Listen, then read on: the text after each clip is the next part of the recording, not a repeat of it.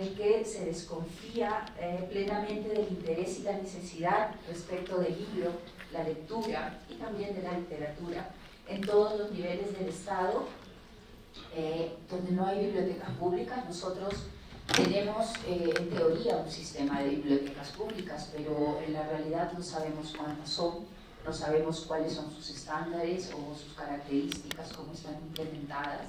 Entonces, principalmente yo creo que hablamos de la ausencia de un servicio bibliotecario. Entonces, en este contexto creo que es muy útil utilizar la experiencia de un centro cultural como este para contribuir en la reflexión sobre la lectura en el Perú. Y voy a comentar un listado no priorizado de algunas observaciones que nosotros recogemos en nuestra labor regular, en nuestra labor de investigación, de mediación, de gestión de la lectura. Como les dije en su momento, se trata de observaciones que recogemos no a partir de estudios cualitativos, sino en el contacto diario con las personas a través de herramientas como las que he presentado, la interacción en las exposiciones, la construcción de biografías de lectoras, nuestras bitácoras de trabajo regular, herramientas como esa. Una es que para la ciudadanía la lectura, literaria o no, no es considerada una acción sencilla ni una acción placentera. Todo lo contrario, es una acción compleja, retadora, pero suscita interés, curiosidad y deseo. Los padres de familia y los docentes, por ejemplo, reconocen su necesidad en la formación de la infancia, por muy diversas razones. En la ciudadanía en general hay mucho deseo y necesidad de expresión, y la escritura es valorada como un recurso, la escritura literaria principalmente como un recurso para la expresión. Sin embargo, no necesariamente se le vincula con la lectura. No hay formación en nuestra ciudadanía en el uso de bibliotecas, no es un entorno familiar y su utilidad práctica no se conoce o no se valora. No hay participación de la academia en la vida pública.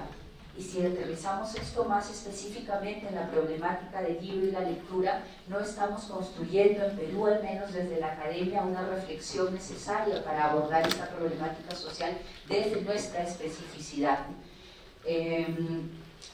Además, aquello que se produce en la academia no sale, no circula fuera de ella, ¿no? Es en espacios como este, por ejemplo, donde muy singularmente aquella investigación literaria o los principios de investigación literaria más académicos se traducen para ser accesibles para la ciudadanía en general. Las biografías lectoras de las personas en Lima, por supuesto, es seguramente una tautología, ¿no? Son muy diversas. En muchos casos no hay una memoria organizada de la experiencia lectora. Las experiencias lectoras suelen situarse en la infancia según estas biografías. El texto escolar y el maestro de escuela son parte importantísima de estas biografías lectoras, son parte de la memoria de las personas como lectores. Y hay una búsqueda en la autoeducación en la ciudadanía limeña. Principalmente yo hablo de Lima porque si bien tenemos un programa descentralizado, es tímido, es regular, pero no tiene la consistencia, la frecuencia, el ritmo, incluso la riqueza que sí tiene el programa que hay en Lima. En ese sentido, nuestro alcance es principalmente metropolitano y creo que es importantísimo reconocerlo así. Entonces, en Lima reconocemos nosotros una intensa búsqueda de necesidades de autoeducación a partir de recursos diversos. No es solo el espacio académico, el espacio educativo formal, donde la gente reconoce que puede formarse como ciudadano, como persona, como individuo. Estos espacios también son importantes, se utilizan, como les dije hace un momento, dije una cifra porque creo que es importante pensarla, se utilizan con regularidad, con frecuencia y con ahínco. Desde estas ideas propongo algunos aportes para la reflexión que orienta una política nacional del libro y la lectura, nacional, quiero decir peruana, en dos contextos centrales para el Estado, la escuela y la vida ciudadana, que en realidad es muy difícil no pensarlas conectadas, en interacción constante, ¿no? Hay ideas que yo creo que van a resultar muy evidentes, pero lo evidente es necesario a veces, lo evidente es necesario aquí en Perú, que todavía estamos en plena construcción, en pleno debate. Además, el debate empezó, como en varios de sus países, a inicios del siglo XXI, pero fue precario y no se tradujo en una política, no se tradujo en un plan, no se tradujo en la implementación de una infraestructura para la lectura, ninguna formación de un grupo, un campo de profesionales que puedan, digamos, provocar este cumplimiento del derecho a la lectura. Entonces, en el 2019 estamos casi como a inicios del siglo XXI. Yo sé que hay algunos avances, no soy tan pesimista, pero no soy la única en el país que cree que hemos de alguna manera reculado. Estamos volviendo a discutir cosas que eventualmente se habían discutido a inicios de este siglo. Entonces voy a decir cosas evidentes pero necesarias aquí. Y la primera es que implementar servicios educativos y servicios culturales públicos más allá de la escuela pública es necesario, y sí hay una respuesta ciudadana a esta infraestructura, sí se utiliza y se utiliza masivamente, se activan allí deseos, se activan allí necesidades y se activan además, se convierten en espacios de encuentro, espacios de diálogo tan necesarios en el país. Sí, por supuesto, hay que conseguir estándares para implementar todo este tipo de servicios, ¿no? Estándares de infraestructura, de equipamiento, por supuesto de profesionales y también de presupuesto. Si una cosa ha permitido que Casa de la Literatura exista, crezca, permanezca, se consolide como una institución, es que está adscrita a un ministerio que tiene capacidad económica, que tiene un presupuesto alto, y siendo su dirección más modesta de todas las direcciones del Ministerio de Educación, la Casa de la Literatura es la que tiene el presupuesto más pequeño, aún así, a comparación de cualquier museo del país, es enorme el presupuesto, ¿no? Entonces, todas estas necesidades básicas hay que ponerlas en limpio, hay que ponerlas sobre la mesa para crear servicios culturales y educativos a la altura de las necesidades de la sociedad. Lo segundo, y es algo que ha sido plenamente discutido en estos días aquí juntos, es recuperar el enfoque del derecho de la lectura, tanto como derecho educativo, así como derecho cultural, recuperarlos en la discusión pública y como principios para la elaboración técnica de la política y de los planes. De derecho educativo, porque en la política educativa la discusión sobre lectura en el país se ha minimizado. El término lector desapareció de la normativa de 2019, por ejemplo. Ese síntoma es difícil, pero bueno, ahí está. Por un lado, se ha consolidado la decisión entre la lectura libre y placentera, como una actitud más asociada a la lectura literaria. Y por otro lado está la lectura de estudio, ¿no? Es así más o menos como se está mirando la lectura dentro de la escuela en Perú. Se deja atrás que la lectura es una práctica transversal dentro del currículum y que es requisito básico para la educación igualitaria digamos, al menos en el sentido de educación que la escuela peruana propone. También quisiera notar, aunque yo sé que esto es para una discusión bastante más amplia, que la noción de placer puede ser un equívoco, de lectura por placer, puede ser, es muy compleja.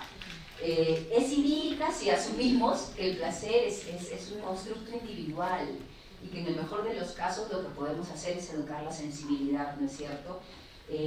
Pero es además un equívoco violento, del placer, si se conjuga con la noción de prácticas letradas,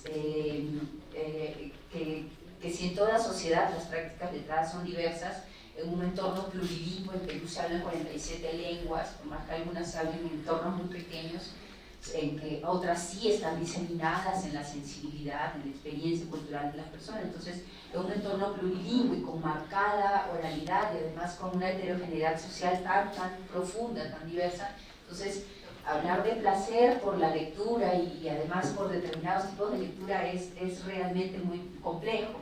Además, construir indicadores para esta noción de placer es realmente dificilísimo, ¿no es cierto? ¿Cómo cómo construir una data, digamos, que oriente estos indicadores. La lectura por placer, me parece, puede ser sustituida por categorías que sí es más fácil y realista observar, medir y que además orientan la práctica pedagógica, cuando menos de manera más clara, que es el hábito lector, por un lado, construir hábito lector y construir trayectoria lectora, ¿no? O observar la trayectoria lectora. Me parecen categorías que pueden ser muy útiles para pensar el plan de lectura dentro de la escuela. Y los colegas de acá del Ministerio de Educación del Perú, con quien hemos venido conversando en estos días, y me parece muy pertinente incorporar esto. Sobre la lectura como un derecho cultural se ha hablado largamente aquí, y creo que lo hemos abordado desde muy distintas entradas, como un requisito para ejercer deberes ciudadanos, para poner en práctica derechos políticos y derechos sociales, para ser parte del ecosistema de la cultura escrita, del que participamos en mayor o menor medida todos los que vivimos en el mundo contemporáneo. La cultura escrita está arraigada en todas las dimensiones de la vida social, y por eso es pertinente tener una visión significativa de la lectura, digamos, siguiendo postulados de Casani, que entiende el texto como un artefacto social y político, el mensaje siempre como un mensaje situado y a la actividad de leer como una apropiación de prácticas preestablecidas y ejercicio de poder. Se ha hablado también de la lectura indispensable, porque sin ella pues lo que tenemos es exclusión de la información, del conocimiento, y creo que acaso tan importante o más importante, la disminución de nuestra capacidad para construir sentido y para compartir sentido. Graciela Montes dice que la lectura es codicia de sentido. Voy a citar a Judith Kallman. Ella dice: el que unos lean y escriban y otros no puede afectar las relaciones sociales entre los grupos. Que unos lean y escriban de una manera y otros lo hagan de otra también puede influir en las relaciones sociales. Que unos utilicen la lectura y la escritura con propósitos específicos para promover su causa, para ejercer poder, expresarse, vincularse con unos y deslindarse de otros, también tiene consecuencias en el mundo social. Fin de cita.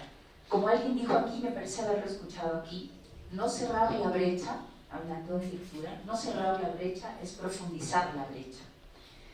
Por tanto, coincido con quienes han hablado aquí o han vinculado justicia y derechos de lectura y derechos culturales.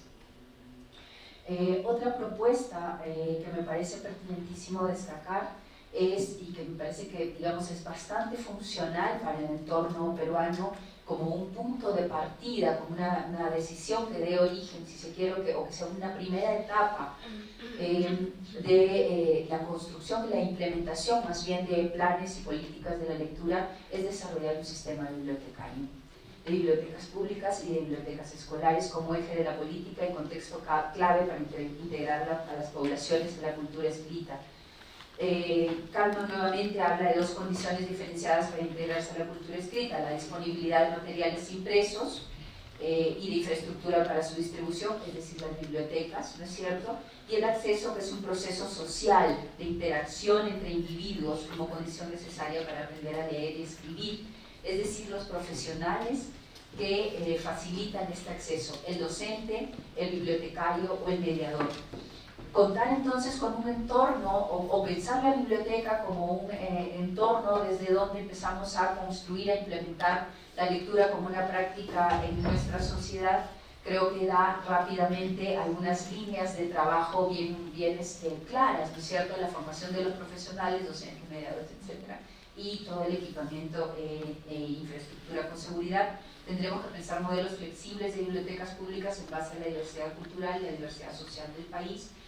Debemos empezar además por un diagnóstico y devolver el Sistema Nacional de Bibliotecas a la agenda pública. Lo estuvo hace pocos años, estuvo discutiendo un poco, pero últimamente ha salido totalmente de cualquier debate. No estamos preguntando ni pidiendo nada al Sistema Nacional de Bibliotecas, y el silencio es peor que cualquier cosa, ¿no? La biblioteca escolar, para entrar a este capítulo, que creo que es una de las preocupaciones importantes del CERLAI y que además se ha discutido aquí a partir, por ejemplo, de la experiencia colombiana, pues la biblioteca escolar entraña su propia problemática. Hay una relación directa entre la atención del servicio de biblioteca escolar y el rendimiento académico. Sin embargo, actualmente, y voy a citar un estudio de Álvaro Tejada, que es un bibliotecólogo peruano especializado en biblioteca escolar. Él dice que la comunidad educativa concibe en su mayoría la biblioteca escolar como un depósito lleno de libros desactualizados que poco aporta al desarrollo del currículo nacional y evidencia ausencias de programas para el desarrollo de hábitos de lectura e integración escolar. Además, hay un dato del 2015 del INEI que dice que menos del 10% de nuestras instituciones educativas cuentan con un servicio implementado de biblioteca escolar. Esto para Perú. Son muy pocos los datos que hay sobre biblioteca escolar. No hay un diagnóstico de la biblioteca escolar en el Perú, ni indicadores de gestión, ni percepción de usuario, ni de gestión, ni bueno, toda la web, etcétera, que nos permitiría justamente pensar en cómo trabajamos en la biblioteca escolar, cómo construimos un nuevo lugar. Pero justamente esa ausencia genera varios problemas, porque sí hay dotación de libros, dotaciones millonarias, por supuesto, para la cobertura de toda la escuela, y sin la biblioteca estos materiales no son gestionados, entonces hay toda una pérdida, ¿no? Se pierde también un contexto propicio para incorporar a la familia en la comunidad educativa y en la formación, que sí es un principio de la propuesta educativa de la nueva currícula nacional. Según nuestra ley del Sistema Nacional de Bibliotecas, la biblioteca escolar es parte de este gran sistema, así como indiferenciado, es parte de la biblioteca pública, de la biblioteca universitaria y el largo etcétera de realidades peruanas. Y esto creo que también hay que revisarlo. No sé, hay distintos modelos, ¿no? En algunos modelos la biblioteca escolar es parte del Ministerio de Educación y es administrado, reglamentado por el Ministerio de Educación, por supuesto en diálogo con el Ministerio de Cultura, ¿no es cierto?, con una cantidad de conceptos comunes, pero es parte del Ministerio de Educación. Pensaría que en la discusión en nuestro país esto hay que pues volver a hablarlo, porque si queremos atribuir un rol pedagógico a la biblioteca escolar, difícilmente esto va a poder ser pensado desde el Sistema Nacional de Bibliotecas.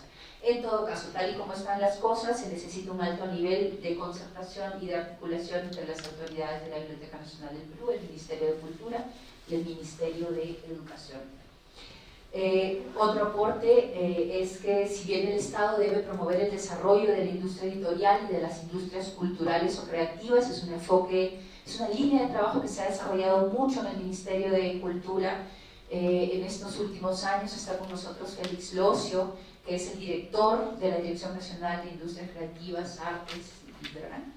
Y él ha presentado, digamos, el trabajo valiosísimo que desde allí se hace, pero creo que es importante que el libro sea visto más allá y más acá de la industria cultural. No puede ser visto solamente como un bien económico, como un producto, quiero decir. Las industrias comienzan en sus procesos productivos y se completan en el consumo.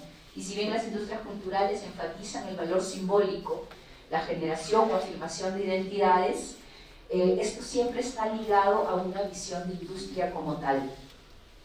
Entonces es necesario que a esa visión se complemente el reconocimiento del libro como un objeto por fuera del mercado, a la creación como algo con un valor en sí mismo, incluso si no llega nunca a ser convertida en libro, si no llega a ser transformada en libro, en valor económico, por ende, ¿no? Y a la lectura también por fuera del mercado, entendiendo a los lectores como ciudadanos y miembros de comunidades en permanente formación, y no únicamente como posibles consumidores, como audiencias, como públicos. Más obvio y probablemente más terrible, el libro no puede ser tratado primariamente como un objeto económico si se quiere construir una política nacional de lectura eficiente, coherente, pertinente. Es allí donde está afincada la discusión pública actualmente sobre el libro. Hemos estado dando vueltas en torno a la exoneración de tributos o no, como único gran tema en la ley del libro, a pesar del esfuerzo, muchos esfuerzos de que esta problemática se vea en su gran diversidad, pero ha habido un afincamiento ahí que francamente no nos lleva a ningún lugar saludable, ¿no? Un quinto aporte tendría que ver con la lectura como una política pública intersectorial, que requiere la interacción, la articulación del Ministerio de Cultura y el de Educación para un plan coherente. Diversos estudios evidencian que las mejoras en comprensión lectora van enmarcadas dentro de una situación sociocultural y económica que favorece el entorno letrado. Entonces, el Ministerio de Educación no puede trabajar aquí a solas, la lectura no puede terminar cuando culmina la escuela, no es ese el objetivo de formación, además, ¿no es cierto? Y el desarrollo de esta política debería tener como horizonte al menos una década de trabajo constante, con presupuesto, por supuesto, que trasciendan escenarios políticos y gestiones de gobierno específicas, ¿no? Quisiera terminar con Michel Petit, para situar un momento de la lectura que está fuera de lo social. Es el único caso en el que voy a hablar de lectura literaria. En todos los otros aportes he hablado de la lectura en general. Pero voy a hablar aquí de la lectura literaria porque además de tener ese valor tan potente de poder vincularnos afectivamente, creo que tiene otro valor con respecto al individuo, y no sé si es una contribución al hablar, lo que voy a decir, a la construcción de políticas públicas, pero sí creo que es un aporte o una reflexión para pensar que la lectura tiene un lugar insustituible en nuestro desarrollo, la lectura literaria, la literatura, las artes, podríamos hablarnos en general, pero tiene un lugar insustituible en nuestro desarrollo como personas libres. Petit dice, tenemos derecho a una historia, es decir, a vincularnos socialmente, ¿no? con la gran comunidad, pero también tenemos derecho a la metáfora, al extrañamiento, al desvío, a la ampliación de nuestro universo cultural. Y la lectura puede ser justamente un sesgo privilegiado para ofrecernos ambas cosas, para permitirnos la dimensión individual, la del deseo, para permitirnos conjugar varios universos. Ya hemos hablado del universo social, quisiera destacar la dimensión individual, la del deseo de transgredir. Y nuevamente Petit, no leemos solamente para dominar la información y el lenguaje, no puede reducirse a un instrumento o una herramienta de comunicación. No leemos solamente para llamar la atención en las reuniones o para imitar a los burgueses, entre los cuales, por cierto, no todos leen, lejos de eso. Muchas mujeres y algunos hombres, en número un poco menor, leen por el gusto de descubrir y para inventarle un sentido a la vida. Esa lectura no es un distractor que desviaría de los verdaderos combates. Los psicoanalistas nos enseñan que para poder tratar la realidad que nos circunda, el mundo real, debemos empezar por ser capaces de imaginarla. Lo imaginario pone en movimiento, lleva a otro lugar, hace surgir el deseo. A partir de este espacio puede ocurrírsenos la idea de transgredir los límites asignados, de ser un poco más sujetos de nuestras vidas, de revelarnos. Bueno, gracias.